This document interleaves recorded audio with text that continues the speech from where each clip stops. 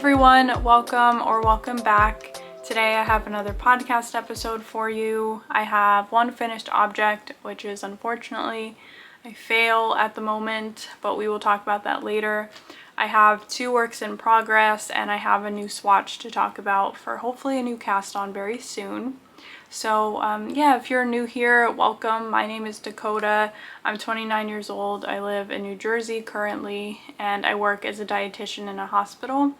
Knitting is my absolute favorite hobby. That's why this channel exists. I try to upload podcasts every 2 weeks, but sometimes my schedule just gets really busy and it takes a little bit longer. But if you are interested in keeping up with my projects and just keeping up with my crafting, feel free to subscribe. And if you are a returning viewer, welcome back. Thank you so much for supporting, and watching. So let's get into it. First, I want to talk about my Evie cardigan because I finally put buttons on it. In my last podcast, I had asked for advice, like what button should I put on this, and you guys left some really positive feedback. I thought all the options were really wonderful. There was comments that said like do the caramel brown color. I got like tortoiseshell, a darker brown, I think. But I actually had wanted to go with like the more caramelly brown color just to have like a pop, but I couldn't find what I wanted in both of the yarn stores that I went to. So let me show you what I did end up putting on my cardigan.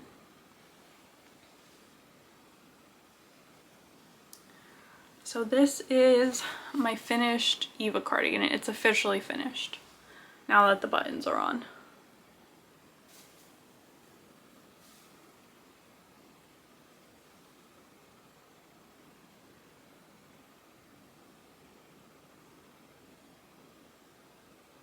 So I ended up going with these really pretty natural horn buttons. They are kind of like a tortoiseshell type of deal. They range from like a light brown tan to a dark brown. I really like how these turned out. I think they suit this color of navy very well. I'm definitely going to start sweating very soon because I just have a bunch of wool on right now. I guess it's a little hard to tell, but yes, I have 4 buttons on this button placket. I have knitted cardigans in the past that had a button placket, obviously, and I just didn't really like how they looked. The ones that I've made in the past were like gaping in the middle of the button band and like super bumpy and just like not sitting nicely over one another. So one thing I really wanted to make sure of is that the button placket, that both ends lined up very nicely together, that there was no severe like puckering in between, that there was no gaping. So I just set each button, I sewed it a little bit off center closer to the cast on of the button band, not the cast off. I think that that created this really nice well-formed button band situation. So yeah, I really like how it turned out. I'm sweating already, so let me take this off. So yeah, that's all I have to say about this. I just wanted to show you guys the buttons that I ended up getting. Thank you again for all the feedback. So yeah, if you are interested in learning about the pattern or just learning about my experience knitting it, you can refer back to my last podcast. I talk all about it. So yeah, that's my officially finished Evie cardigan. Okay, so my first finished object that is unfortunately a fail, and I'll talk about why, but first let me show it to you. So this is my Florence Tank by Nordland. It is not buttoned as it's intended to be.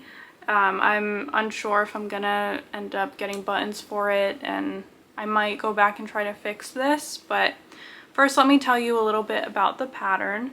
So this is a tank top designed by Sari Nordland. It's knit bottom up, it's all over lace, and you get these really nice built-in double knit button bands on both sides that end up going around the neck as well. It comes in sizes 1 through 8, and it's intended for bust circumference of 82 centimeters up to 161 centimeters.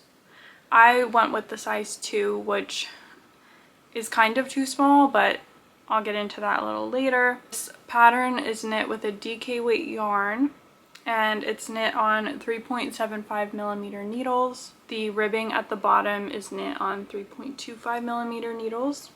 I did not check my gauge on this, so that is my bad, but the thought of checking gauge on a lace pattern like really intimidated me.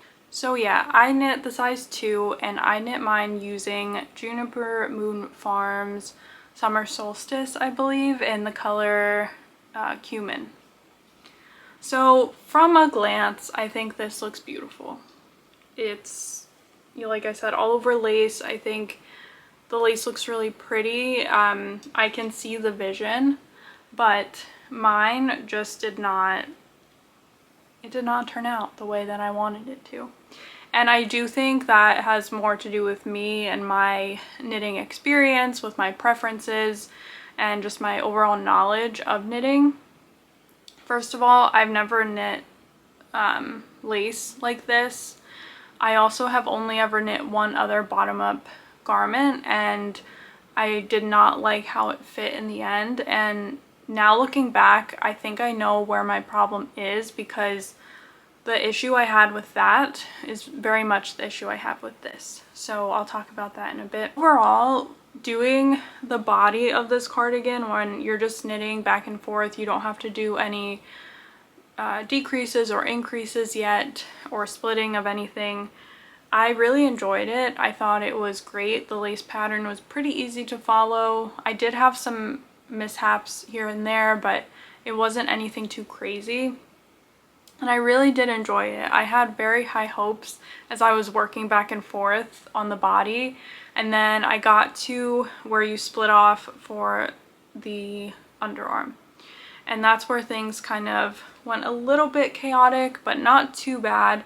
I think I mentioned in my last episode that knitting the front panels was a little confusing, because as you start to decrease for when you're doing lace, as you start to decrease, the pattern changes, and someone who's experienced with that can probably figure out mathematically how the pattern repeats are going to change, how the lace repeats are going to change. For me, I just ended up becoming so confused that I just made sure that I had the right number of stitches on my needles, and I just creatively looked at the pattern and tried to figure out where the yarn overs would be and my knit two togethers and so on. And I think that it turned out pretty well, to be honest, all things considering. I don't think you can really tell that I didn't know what I was doing. But I made it through the front panels and the shoulder pieces, and then I moved on to the back. And the back was a little bit similar. You do have to do decreases on the back to do shaping for the armhole, and you just keep working on the back until you reach the shoulder. So I think my back turned out pretty well. Again, it got pretty confusing trying to figure out where I was with the lace repeats and all the decreases, but all things considered, I think it turned out really well. And I did find myself getting burnt out. I was just like, I'm so tired of this, and I just wanted to be done already. The way that you put everything together in the end is you basically you're knitting these two pieces of the neckband separately, and then you Kitchener stitch them at the end together. So the pattern tells you to knit each strap to a certain length, and then you'll Kitchener them at the end, and then you do a mattress stitch to connect the back to the neckband. And this is where everything went wrong. So I mentioned a little earlier that I find that I have the same issue when I knit bottom up, and that is my armhole depth. On each of the garments that I've knitted bottom up so far, my armholes are way too small, and I think it's just like something I'm not comfortable with. I really like top down. I think if anything, this experience has taught me that I really prefer top down.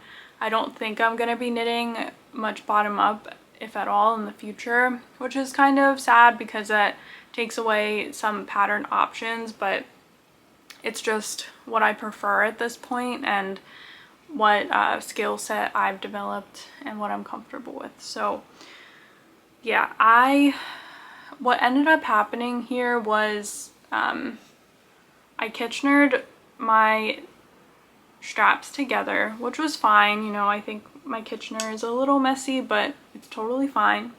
And then I started to do mattress stitch to connect the back to the neckband. And as I went along, stitch by stitch, I ended up having a ton more fabric on the back and not enough stitches on the neckband. I don't know why, because I'm pretty sure my stitch count was fine. I did the right amount of decreases. I made sure I had enough stitches on the needles that I needed. So I really don't know how that happened. Maybe I had just been going along doing the mattress stitch unevenly, but regardless, my armholes are way too small.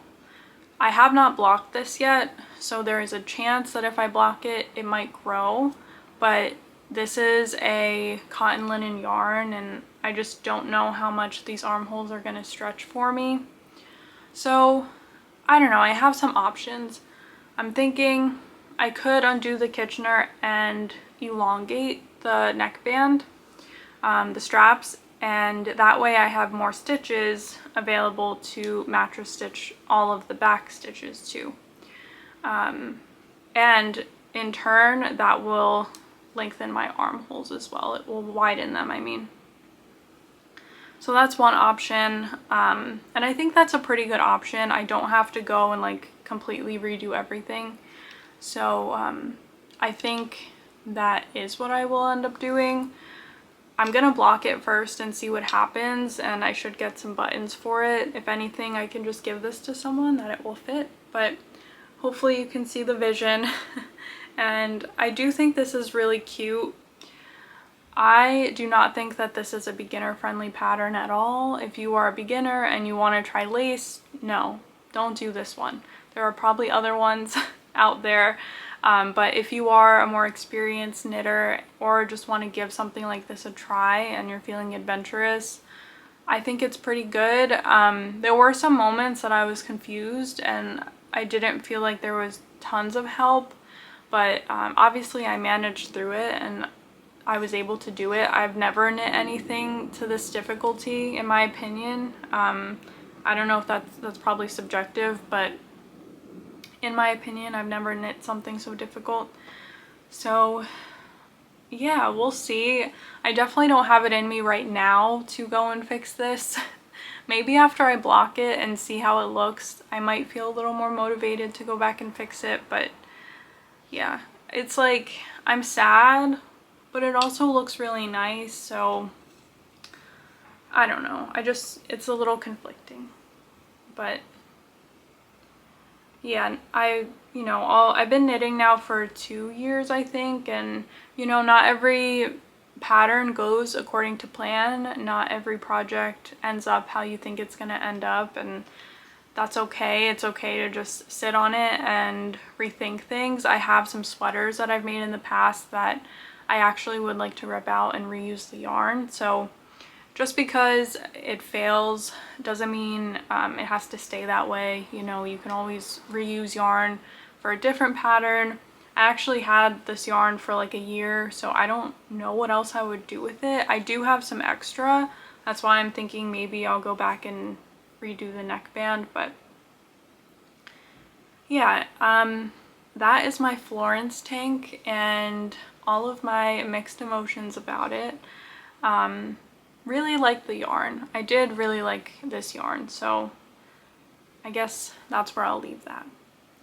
And yeah, we can move on to my works in progress. So really quickly, I just want to mention the sweater that I'm making for my friend, because I finally split for sleeves. I feel like this yoke was on the needles for so long. I had well over 400 stitches on the needles and it was just taking forever. But I have finally split for sleeves and this is what it's looking like. So if you don't know, this is the Gestaltung sweater. It's a sweater designed by Evie Knitwear that I rave about all the time. And this one I'm making for a friend. So yeah, I finally split for sleeves. I think it's looking really nice. For hers, I did the double folded neckband on my version. I only had like a single twisted rib. But really I don't have much to say about this except for the fact that it just took so long to get done with this yoke. Yeah, I'm so happy. I sent her a photo finally today, like, yay, finally. My goal is to have this done for her by the end of August. So now it's just knitting in the round. I think I'm gonna work on a sleeve first because I'm kind of tired of working on so many stitches in the round. So I think I'll finish the sleeve first and then move on to the body. So I may have to buy more yarn for this, just one extra skein. This is the Barocco Ultra Wool DK. I love this yarn. It's a superwash merino. It just works up wonderfully. It blocks out beautifully. It doesn't pill. At least in my experience, mine hasn't pilled. So yeah, that's really all I have to say. Just give this a little bit of attention and hopefully I'll have a sleeve done by next time. Okay, so I just wanted to interject here really quickly because I completely forgot to mention that the whole fiasco of me doing the make one right and make one left incorrectly in my last podcast, yeah, I have been doing it wrong this whole time over the last 2 years. So I just wanted to say thank you for all of the resources that you guys left in the comments on the right way to do it. And I did end up changing it, but honestly, I don't think that it made a huge difference in the way that the stitches really look. So I'm not going to go back and rip it out, but I'm grateful that I now know how to do it moving forward. And yeah, you're never too far along in your experience with a hobby to learn new things. So yeah, I just wanted to quickly say thank you and insert this here. My next work in progress is here, let me actually put my hair up because I am sweating. Okay, so my next work in progress is my Boneyard shawl by Stephen West. This is a top-down shawl. In the last podcast episode, I had just had a very small amount done, but like I had predicted, I made a lot of progress because this is so enjoyable to knit and I can knit it anywhere. So yeah, I have made a lot of progress on it. It's kind of all scrunched up so it's hard to see, but I'll give you the top-down view.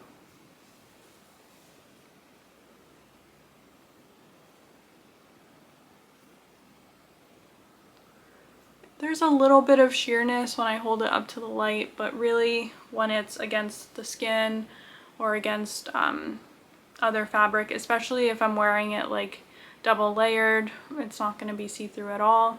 Maybe even after blocking, the yarn might bloom a lot. But I'm knitting this with a DK weight yarn as suggested in the pattern. It's called the Classic Alpaca Tweed from the Alpaca Company. It's 85% baby alpaca and 15% dongle. In a 50-gram ball, you get 110 yards. And I'm knitting mine in the color Loch Ness. It's just this beautiful piney teal green, and it has beautiful specks of tweed that are white and tan and black. I think it's wonderful. I am currently on my 3rd ball. I just joined in my 3rd ball of yarn, and I have 5 in total, so I think that this is going to be a pretty large shawl. I'm thinking I can probably get maybe a quarter of the way through the 5th ball before I start my garter stitch cast off, or it ends with this nice thick border. The pattern is super easy to knit. You are just doing increases on each side of this garter stitch border on the right side, and then you purl the wrong side, and then every 12th row you do a knit stitch. You knit across the wrong side, and it creates these really pronounced, beautiful garter stitch ridges, or like purl bumps. By the way, this is a free pattern. You can find it on Ravelry, or you can even find it on YouTube. Stephen West provided video support for the project that you really could just knit based off of the video, but it's nice that there's 2 options available. I bring this with me pretty much anywhere. I can watch TV, I can knit it on my lunch break at work. I even bring this with me to church. I'm a huge crier at church, so at least I have this to catch my tears, I guess. Anyway, yeah, I really am enjoying knitting this. I love the simplicity of it. If you are a beginner knitter, I think that this is definitely beginner friendly. If you've wanted to knit a shawl, it's just a little more exciting than a scarf, I guess. I would highly recommend this pattern. So that's all I really have to say about it. I really love it, and yeah. So my final yarn related thing is not a work in progress, but I have a swatch, and this is it.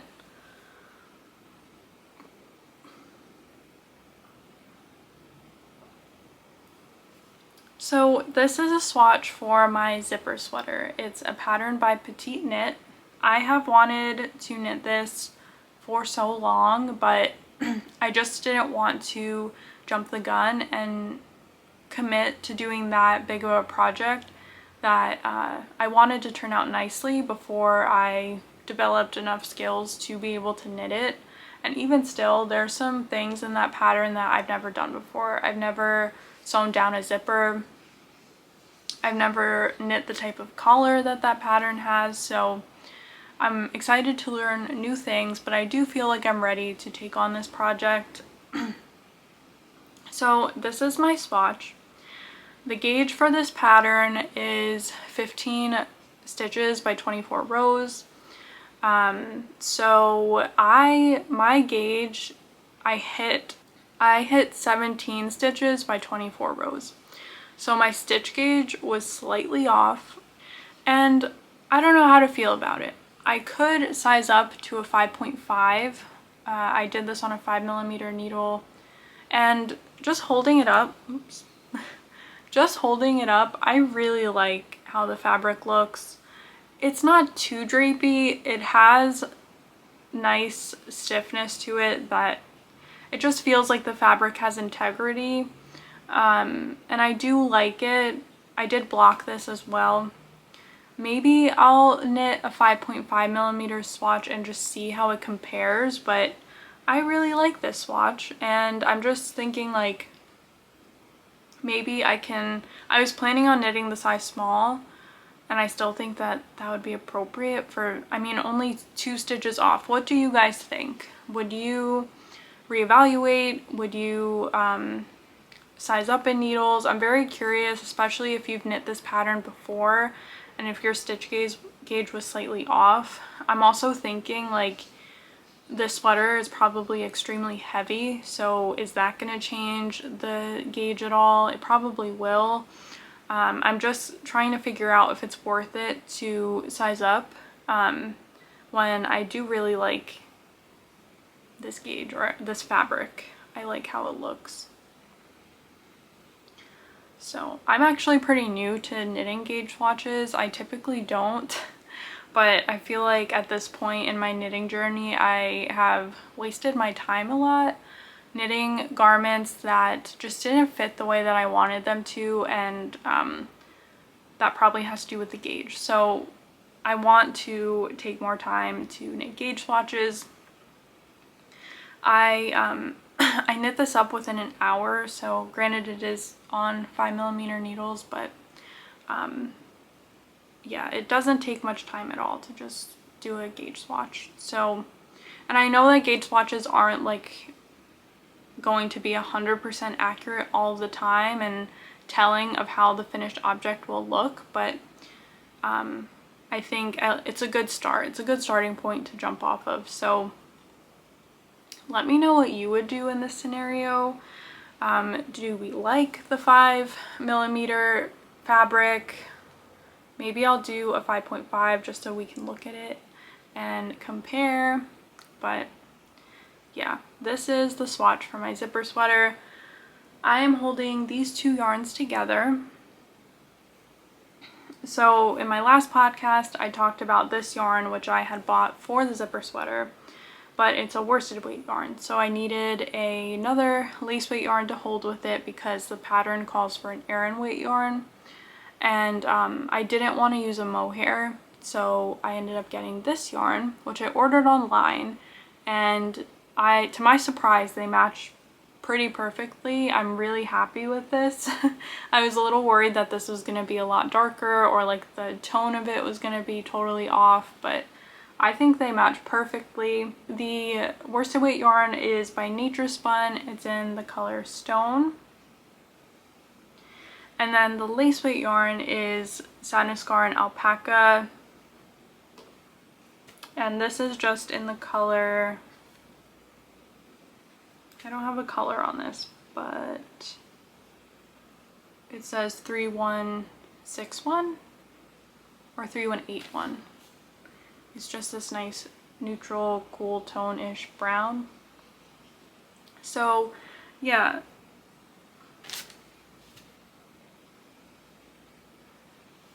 Held together, this is what it created.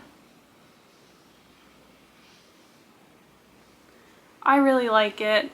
I will say it's pretty toothy. It might be a little bit itchy, but it's definitely going to be warm. And I don't plan on wearing this completely next to skin. Maybe on my neck it will be next to skin, but not like all over the top half of my body. So I think it'll be fine. Yeah, so this is a lace weight that's intended to be held as a complementary yarn, and I just liked the idea of having a lace weight alpaca opposed to a mohair because, I don't know, I just didn't want fluffiness coming off of the sweater. That's not what I was really envisioning for it. Even though I will say this fabric definitely has some, I wouldn't say fluffiness, but there are some fibers that kind of poke through. It has a little bit of a halo maybe to it. I don't know if the camera will pick it up, but it doesn't look completely smooth as say like a superwash wool. You can tell that this has some like fiber sticking out of it.